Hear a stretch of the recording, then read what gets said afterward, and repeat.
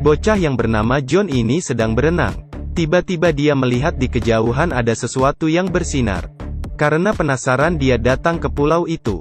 Dia memanjat batu tanpa takut. Akhirnya menemukan asal-usul sinar tersebut. Ternyata sebuah permata merah. Di atasnya terdapat sebuah telur. John mengangkat telur. Disentuhnya dengan pelan. Telur itu malah retak. Keluar seekor kura-kura kecil.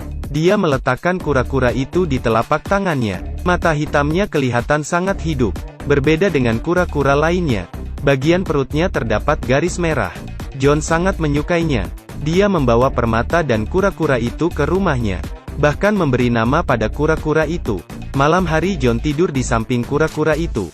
Keesokan hari dia melihat kura-kura itu sudah membesar. Sangat ajaib. Di saat ini ayahnya datang untuk membersihkan kamar. John segera menutupi kura-kura dengan selimut. Bahkan berbohong kepada ayahnya. Pihak sekolah mewajibkan mereka membersihkan kamar sendiri. Ayahnya ingin menyuci selimut. John ingin menghentikannya. Dia segera mengambil kembali selimut. Malah tidak melihat kura-kura itu. Di saat ini John melihat kura-kura itu terbang di belakang ayahnya. John sangat terkejut. Di saat ini tetangganya Jenny sedang membuka jendela. Terkejut karena melihat kura-kura itu. Sang ayah segera menanyakan Jenny. John memberi isyarat pada Jenny untuk diam. Jenny pun membantu menjaga rahasianya. Setelah ayahnya keluar, John mengeluarkan kura-kura itu. Dan heran melihatnya terbang. John berencana melepaskannya ke lautan. Saat menoleh ke belakang, terlihat kura-kura itu mengikutinya. Agar tidak diikuti, John bersembunyi di sebuah rumah. Tetapi saat dia ingin pergi, terlihat kura-kura itu lagi. Di saat ini sebuah mobil dengan cepat berjalan mendekat. Hampir saja ditabrak. John berlari menolong kura-kura itu. Karena kasihan John membawanya pulang lagi. Saat John sekolah, kura-kura itu diletakkan di restoran ayahnya. Tiba-tiba sebuah pisau terjatuh. Karena terkejut dia menghembuskan api. Saat sang ayah melihat pisau itu sudah gosong, John memberitahu temannya bahwa dia memelihara seekor kura-kura yang dapat terbang. Temannya merasa dia berbohong. Tetapi saat mereka melihat kura-kura itu mereka pun terkejut. Semuanya ingin menjadi sahabatnya. Jenny memeriksa dari berbagai data. Kura-kura yang dapat terbang dan menghembuskan api itu bernama Carmela. Ceritanya dimulai dari musibah 30 tahun lalu. 3 monster sedang menyerang manusia. Di saat semuanya mulai putus asa, seekor kura-kura yang dapat menghembuskan api muncul, yaitu Carmela yang legendaris. Dia bertarung dengan monster. Carmela diserang hingga kalah. Di saat dia hampir mati, dia meledakkan kekuatannya sendiri, demi mati bersama musuhnya. Karena pengorbanannya manusia dapat hidup damai. John tidak percaya mendengar cerita Jenny. Kura-kura yang kecil ini mana mungkin adalah Carmela. Tak menyangka malam itu kura-kura itu bertumbuh hingga 1 meter. John bingung karena tidak dapat menyembunyikannya lagi. Dia segera meminta bantuan temannya. Mereka memindahkan kura-kura ke sebuah rumah kayu di tepi pantai. Lalu mereka pergi melihatnya tiap hari. Suatu pagi John mendengar bahwa Jenny sakit parah. Harus segera dioperasikan. Dia memberikan permata kura-kura itu pada Jenny. Berharap dapat segera sembuh. Di saat itu juga terjadi bencana di perairan dekat desa. Ahli menginvestigasi bahwa kemungkinan terkait dengan makhluk raksasa di laut. Sepertinya kura-kura itu juga merasakan sesuatu. Keesokan hari John datang ke rumah kayu itu. Tidak menemukan kura-kura. John segera meminta bantuan temannya untuk mencari. Sirine pertahanan udara berbunyi. Masyarakat desa segera melarikan diri. Ternyata ada monster yang muncul di desa itu. Monster itu sangat besar. Masyarakat dijadikannya sebagai makanan. Di saat ini seekor kura-kura raksasa muncul. Langsung menggigit kaki monster itu. Tetapi malah dilempar hingga jauh. Melihat ini John pun percaya kura-kura itu adalah Carmela. Kura-kura itu bertarung dengan monster. Meskipun dia sudah bertumbuh sangat besar, tetapi tetap tidak dapat melawan monster raksasa. Dia dilempar jauh oleh ekor monster itu. Kura-kura itu jatuh ke jembatan. Monster itu naik ke atas dan ingin menusuk kura-kura dengan lidahnya yang tajam.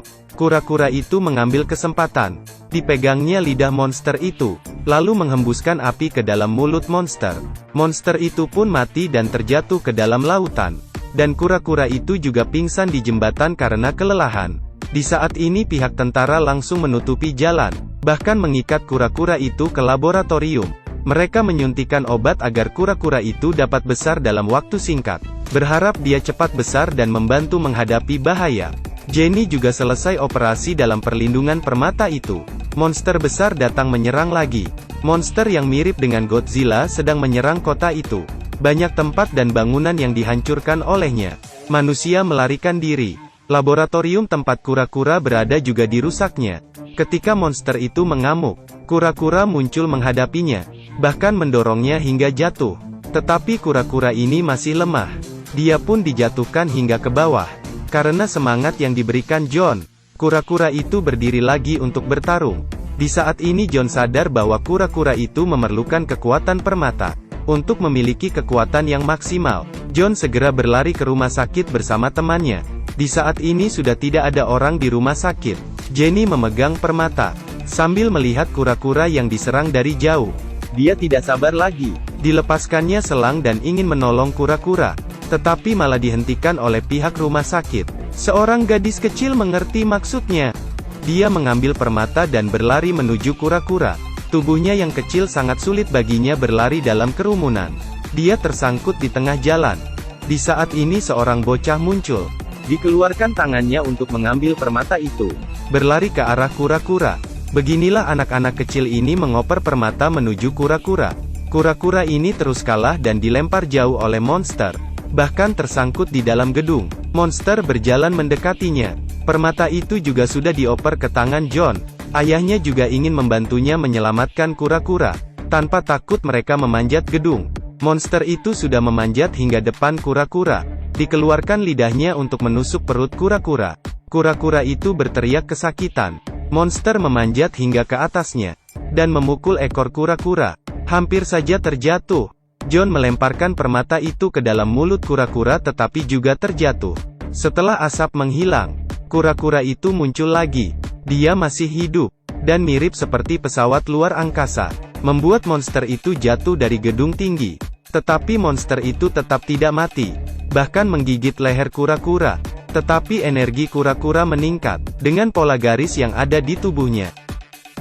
Bola api dihembuskan keluar lagi. Monster itu pun meledak dan hancur. Carmela menyelamatkan manusia lagi. Saat tentara melihat tetap saja ingin mengontrol Carmela. Tetapi John dan para anak kecil lainnya berbaris menutupi. Tidak membiarkan orang lain mendekati kura-kura itu. John menunjuk agar kura-kura itu pergi. Kura-kura itu juga mengerti. Dia berdiri dan terbang menjauh. Meskipun dia pergi, tetapi semua orang tahu, jika mereka menghadapi bahaya, Carmela akan muncul di depan mereka lagi.